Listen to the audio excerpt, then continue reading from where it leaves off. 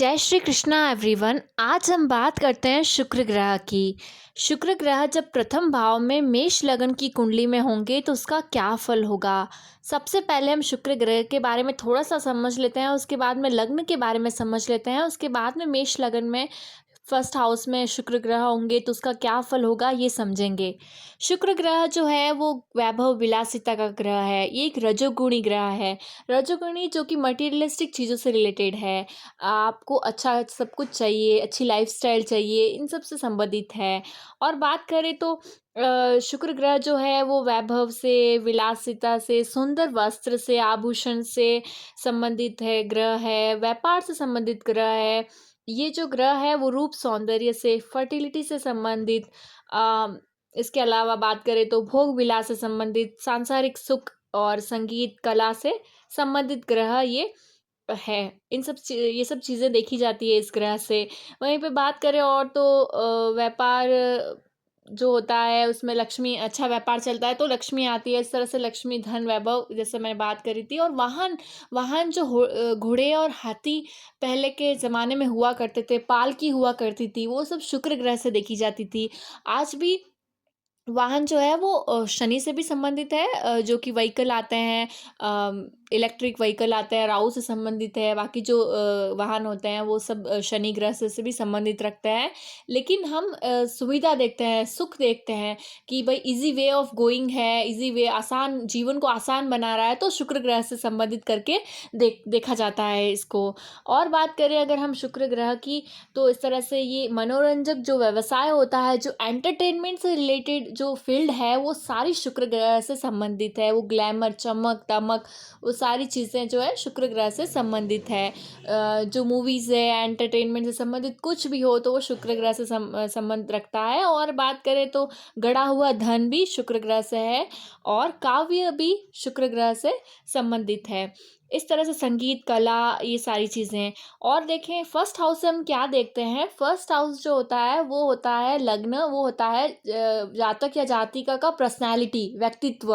व्यक्तित्व कैसा है, कद काठी शरीर, वर्ण आकृति।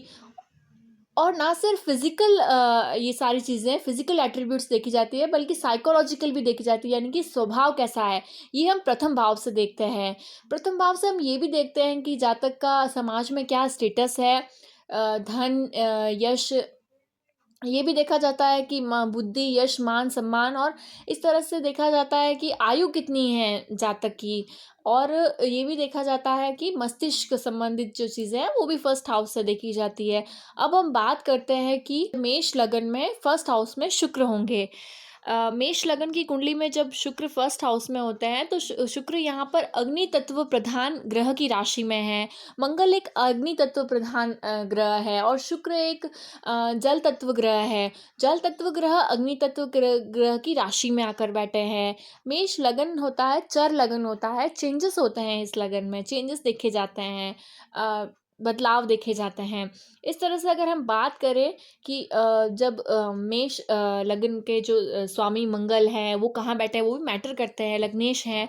लेकिन मेष राशि में ये जातक को जल्दबाजी का व्यक्तित्व देता है। उन्हें हर चीज़ जल्दी चाहिए। ऐसे जातक या जातिका को अपने जो काम है वो जल्दी से ख़त्म हो जाए, या कोई भी रिजल्ट जल्दी से चाहिए किसी चीज़ का। तो इस तरह से जल्दबाजी इनके जीवन में एक प्रोमिनेंट ट्रेट होता है। और बात करें जब शुक्र फर्स्ट हाउस में होता है तो हमेशा ये, एक जातक हो या जातिका, उन्हें एक अच्छी पर्सनैलिटी देता है। व्यक्तित्व के भाव में शुक्र ग्रह एक अच्छा पर्सनैलिटी, एक अच्छा लुक देता है, जातक हो या जातिका। तो इस तरह से अट्रैक्टिव पर्सनालिटी कह सकते हैं। एक सुंदर जीवन देता है, सुखी जीवन देता है। इस तरह से अगर आप देखें तो बुद्धिमान होते हैं, और कोमल स्वभाव होता है, प्रभावी होते हैं ये। और इस तरह से ये बहुत ही सुगंधित वस्तुओं से संबंधित चीज़ें अच्छी लगती है, और हमेशा मेंटेन रहते हैं, यानी कि ड्रेसिंग सेंस अच्छा होता है, आप ऐसा कह सकते हैं। सुंदर वस्त्र धारण करना इनकी हमेशा रहता है, अच्छे से अच्छा चाहिए। और और ये गलत है या सही है वो आप मैटर करिए कि कितना और ज़्यादा भोगी विलासी होना ज़्यादा सही है या गलत है, वो एक हर किसी पे डिपेंड होता है। इन्हें अपने जीवन में चरित्र का विशेष ध्यान रखना चाहिए, अच्छा कैरेक्टर रखना चाहिए, धर्म पे कल्चर से जुड़े हुए रहना चाहिए, ऐसा माना जाता है। और बात करें शुक्र ग्रह का मेष राशि में फल क्या होता है, तो ये जो है वो हमेशा दर्जी टेलरिंग या आजकल के ज़माने में बोले तो फैशन डिज़ाइनिंग, सारे जो कपड़ों कैसे डिज़ाइन करते हैं या स्टिचिंग करते हैं, टेलरिंग का काम, वो सब संबंधित कार्य भी ये कर सकते हैं व्यवसाय के तौर पर, या कोई काम के या बड़ा व्यवसाय बड़ा ओपन खोल सकते हैं इस तरह से। और ये जो पसंद करते हैं हेयर स्टाइलिंग करना भी, यानी कि बालों को कलरिंग या बालों को स्टाइलिस्ट करना, हेयर स्टाइलर जो होते हैं जातक हो या जातिका, इस तरह से सैलून ब्यूटी पार्लर या इससे संबंधित चीज़ों का भी देखा गया है। और सुगंधित चीज़ों का व्यापार, ये डीओ, जो भी होता है, ये सारी चीज़ें जो है परफ्यूम वगैरह, उसका व्यवसाय या व्यापार या इसका अत्यधिक इस्तेमाल करना, और सजाने के लिए जो सारी जो होती है और रूप सौंदर्य से संबंधित जो कॉस्मेटिक चीज़ें हैं उनका यूज़ करना या उनसे रिलेटेड काम करना, ये उनसे जुड़े रहते हैं, जो कि इस तरह से देखा गया है। अब हम बात करते हैं और कि हम क्या देखते हैं यहाँ पे मेष लग्न की कुंडली जिस तरह से आप इस चार्ट में देख रहे हैं, यहाँ पे इनकी जो शुक्र की 2 राशियाँ होती है, वृषभ और तुला। तो यहाँ पे सेकंड हाउस में वृषभ राशि आ रही है और 7th हाउस में, जहाँ 7 लिखा हुआ है, वहाँ तुला राशि आ रही है। तो यहाँ पर आप ऐसे कह सकते हैं कि द्वितेश होकर के लग्न में बैठे हैं या सप्तमेश होकर के लग्न में बैठे हैं, इस तरह से कह सकते हैं। तो जब कुटुंब भाव का, वाणी भाव का स्वामी होकर के शुक्र बैठते हैं अपने लग्न में, तो उससे संबंधित चीज़ों में एक अच्छी वाणी, एक सौम्य कोमल वाणी कह सकते हैं, स्वभाव वाणी, और इस तरह से देते हैं। वहीं पे द्वितेश होकर के लग्न में बैठने से ये अपने कुटुंब में बहुत ही ज़्यादा चहते होते हैं अपने कुटुंब में, और जातक हो या जातिका चहती होती है। और जो ये एंटरटेनमेंट इन्हें अच्छा लगता है, मनोरंजन का फील्ड अच्छा लगता है, तो अपने प्राइमरी एजुकेशन के दौरान या स्कूल टाइमिंग के दौरान इन्होंने बहुत ज़्यादा अट्रैक्शन पाया होता है सभी लोगों से, इस तरह से मनोरंजक में पार्टिसिपेट करके, ड्रामा और इस तरह से गायन में, म्यूज़िक में, इस तरह से पार्ट करके, अच्छा गाना गा करके इस तरह से फेमस होते हैं अपने स्कूल टाइमिंग से ही, इस तरह से देखा गया है।